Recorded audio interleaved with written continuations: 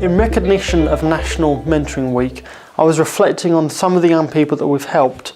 And I'm going to tell a story about a particular young girl who we saw move from being a truanting student to being awarded an MBE by the Queen.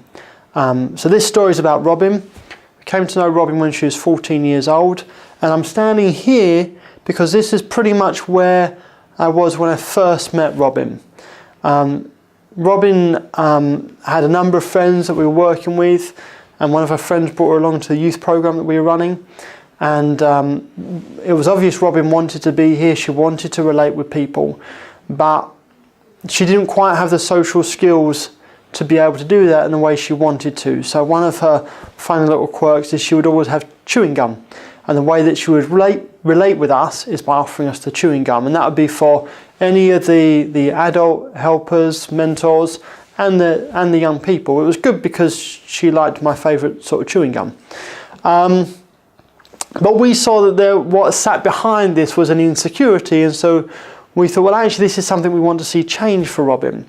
At the same time, Robin would want our approval, and it was really important for her to get that. She was a looked after young person, and I guess had some issues related to that.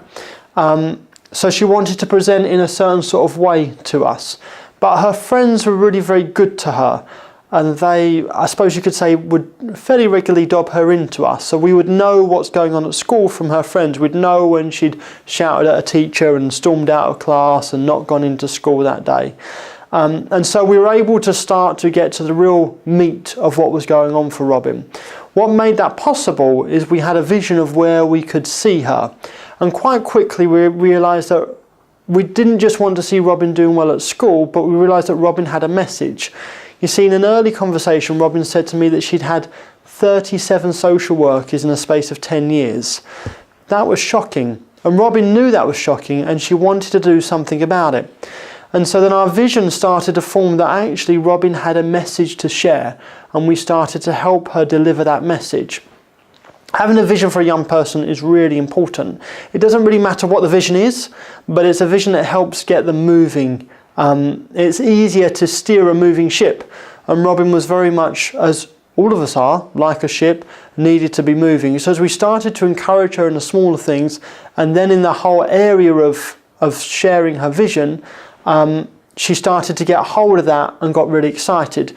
We were able to get some help from the McKinsey consultancy group, who then helped Robin work out how to set up her own consultancy organisation, helping youth work providers engage with young people.